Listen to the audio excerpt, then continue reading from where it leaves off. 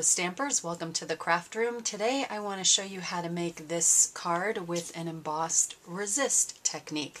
So let's get started. We're going to begin with a piece of very vanilla cardstock. This piece is 5.5 by 8.5 and I just scored it in the middle and folded it. Then we're going to use the En Français background stamp, and I'm just going to turn that over and grab some Sahara sand ink. And we're just going to go ahead and ink up that stamp. And when I'm dealing with these big background stamps, I like to just ink them up this way and then bring the paper to the stamp versus the stamp to the paper. And I'm just going to go ahead and take this cardstock and press it right down onto the stamp and try to press all of the areas. You can use a brayer to do this. I'm just going to use my fingers. And we're just going to lift that up and set that aside. The next thing we're going to need is our Inspired by Nature stamp, and we're going to use this side with the flowers. We're going to take some Versamark ink and just go ahead and ink up that entire stamp. And Versamark ink is great because it stays nice and wet. I'm actually going to take my embossing buddy and just kind of brush the card front before I stamp this. And now we're going to go ahead and try to center that as best we can, and then go ahead and stamp. And you want to make sure you get pressure all over this stamp to get a nice clean image. I'm going to lift that up, and of course it's very difficult to see right now. We're going to take some clear embossing powder and go ahead and heat emboss this whole thing. So you want to cover it with that embossing powder. Not sure if you can now see the image that was stamped. Hopefully you're able to see it just a little bit. And now we're just going to grab our heat tool and we are going to heat emboss that image.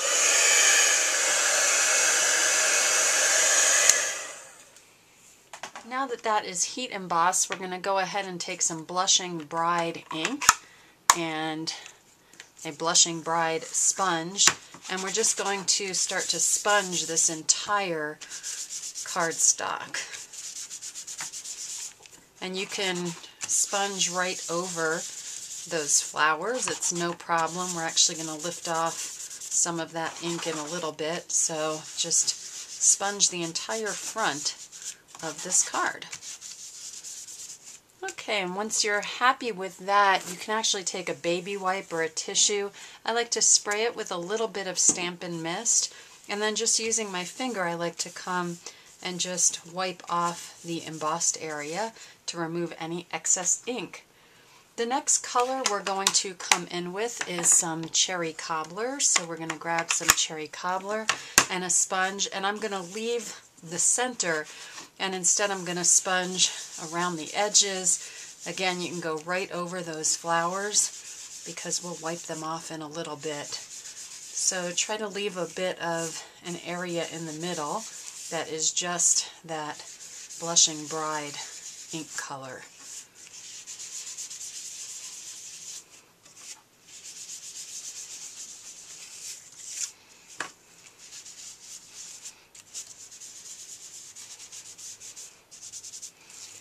And again, you can use your tissue or baby wipe to go ahead and wipe off the embossed area, since it will resist that ink. The next color we're going to come in with is some Soft Suede. And again, I'm going to focus mostly on the outside edges this time.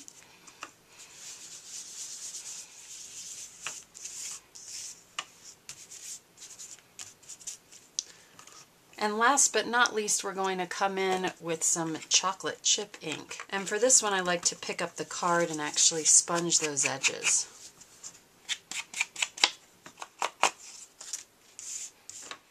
And we're going to come in again with our little tissue with a little bit of Stampin' Mist on it and wipe down our embossed areas. To add just a final touch of interest, we're going to go ahead and take our chocolate chip marker on the brush side and put it into our spritzer tool. And last but not least, we're going to go ahead and wipe off our embossed areas again. Now we're going to take a scrap of Very Vanilla cardstock and the Best Wishes greeting from the Short and Sweet stamp set, and we're going to stamp the greeting using Cherry Cobbler ink.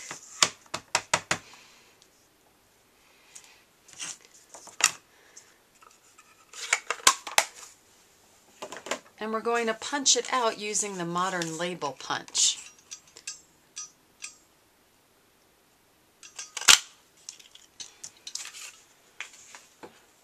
And then to add some interest to the edges here, we're going to sponge a little bit first with some Cherry Cobbler.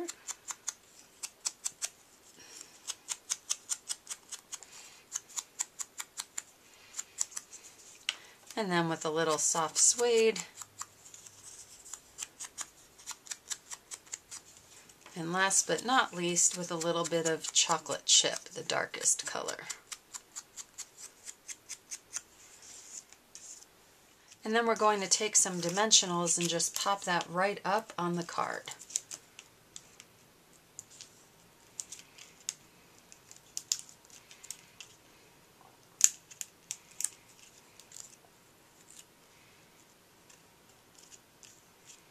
And there you have it, an embossed resist card, and no two will be alike, as you can see, depending on how you go ahead and sponge and how you stamp your image.